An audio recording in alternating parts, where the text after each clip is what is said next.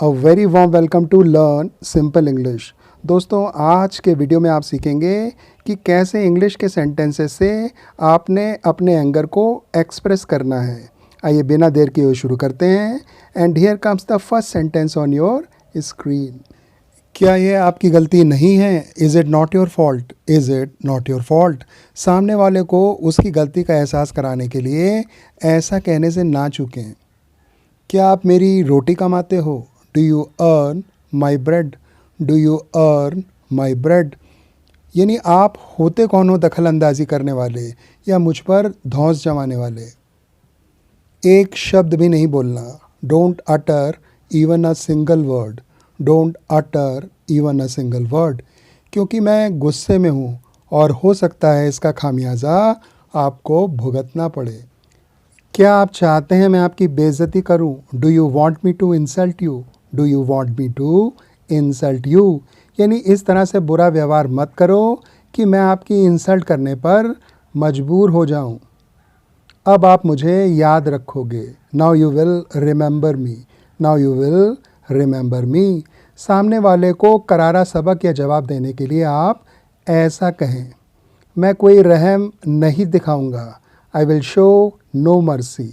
I will show no mercy. यानी मैं सख्ती से आपसे निपटूंगा। मर्सी यानी रहम या फिर दया। चुप रहिए जब तक आपसे पूछा ना जाए। Keep mum unless you are asked. Keep mum unless you are asked.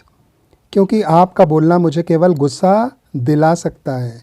Keep मम यानी चुप रहना। मैं आपकी उम्र का लिहाज भी नहीं करूँगा। I want even respect your age. I want even respect your age. क्योंकि अगर मैंने अपना आपा खो दिया तो फिर मैं आपकी उम्र को देखते हुए भी आपको नहीं बख्शूँगा। अपनी आँख और कान खुले रखो। Keep your eyes and years open. Keep your eyes and years open. यानी मेरी बात को बहुत सीरियसली लो क्योंकि मैं बहुत गुस्सा हूँ। अब इसे फिर से शुरू मत करो। Don't start this all over again. Don't start this all over again. यानी ऐसा कुछ मत कहो कि बात बिगड़ने लगे और मुझे फिर से गुस्सा आने लगे। ऐसा हस्बैंड और वाइफ में अक्सर होता है। ऐसे में सेंटेंस को ज़रूर यूज़ करें। इस लहजे में मुझसे बात करने की हिम्मत मत करो। Don't dare to talk to me in this tone. Don't dare to talk to me in this tone. यानी इस अग्रेसिवनेस और इस टोन को मैं बिल्कुल भी टॉलरेट नहीं करूँगा। आप किसी इज्जत के लायक नहीं हो। You don't deserve any respect. You don't deserve any respect. यानी आपकी जो बेइज्जती हो रही है वह शायद ठीक ही है। पहले मेरी इज्जत के काबिल बनो। First be deserving of my respect. First be deserving of my respect. यानी यदि आप चाहते हो मैं आपकी इज्जत करूं तो आप उस तरह का व्यवहार भी मेरे साथ करो। मुझे गाली बकने के लिए मजबूर मत करो। Don't compel me to be abusive. Don't compel me to be abusive. Compel करना यानी मजबूर करना। अब्यूज़िव यानी जो गाली बके। आप किसी हमदर्दी के लायक नहीं हो। You don't deserve any sympathy. You don't deserve any sympathy. यानी आपके साथ तो बुरा व्यवहार होना ही चाहिए। डिज़र्व होना यानी लायक होना। सिंपैथी यानी हमदर्दी या फिर सहानुभूति। क्या आप अब यहाँ से जाओगे? Will you now leave from here? Will you now leave from here? सामने वाले की बेइज्जती करने के लिए बहुत बढ़िया सेंटेंस। मौका लगे तो बोलने से ना चूकें। अपने पैसे की धौंस कहीं और दिखाओ। Show power of your money somewhere else. Show power of your money somewhere else. अक्सर हम ऐसा कहते हैं कि आपकी अमीरी का यहाँ कोई असर नहीं होने वाला है। आपको पता होना चाहिए आप किससे बात कर रहे हो। You should know who you are talking to. You should know who you are talking to. अपने को सुपीरियर दिखाने के लिए आप ऐसा कह सकते हैं। अब ये अलग बात है कि शायद ही आपको कोई जानता हो। आपको मुझे मेरी हैसियत याद नहीं दिलानी चाहिए। You should not remind me of my stature. You should not remind me of my stature. यानी आपको मेरा अपमान करने का कोई हक नहीं बनता है। रिमाइंड करना यानी याद दिलाना, स्टेचर यानी हैसियत या फिर सोसाइटी में कोई जगह।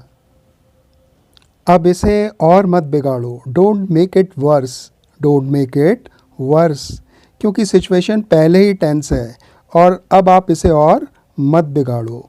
वर्स बैड की कंपैरेटिव डिग्री है, यानी और ख़राब।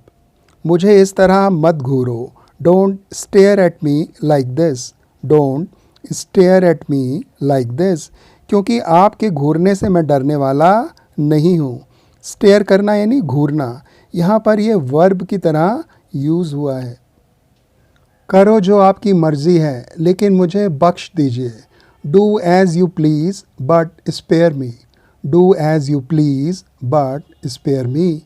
अगर अगला धमकी दे या अपने बारे में बड़ी बड़ी बातें करें तो आप ऐसा कह सकते हैं।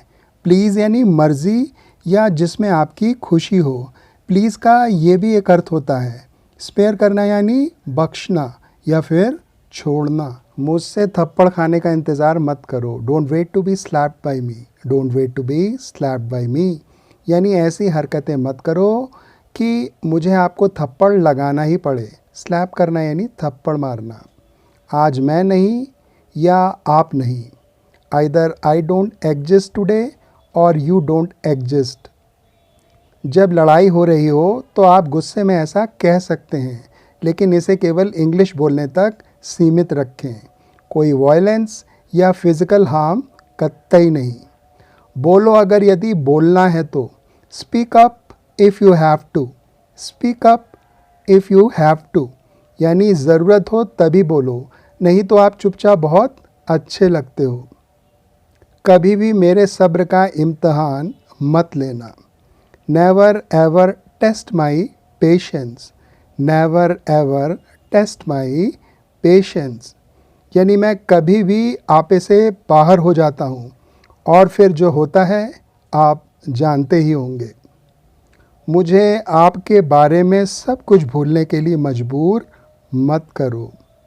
Don't compel me to forget everything about you, don't compel me to forget everything about you, यानी कहीं ऐसा ना हो कि मैं आपकी इज़्ज़त उतार दूँ। कंपेल करना यानी मजबूर करना। मुझसे पंगा लेने से पहले आपको अपनी औकात पता होनी चाहिए। You should know your status before मैसिंग with me, you should know your status before मैसिंग with me, यानी मैं कोई ऐरा गैरा नहीं हूँ जो आप मुझसे उलझने जा रहे हो। वैसे अनजान आदमी को आपकी औकात का कहाँ पता होता है। That's all I could manage to put together in today's video. Now use these sentences as and when any opportunity comes your way to improve your spoken English. Let me make it clear to you that these sentences are to be used only for improving spoken English, and that in no case one should harm others physically or otherwise. Please use these sentences only to release your tension, anger or frustration, and in this process try to improve your spoken English. That's all for today. I will catch you soon with something more informative. Until then, bye friends.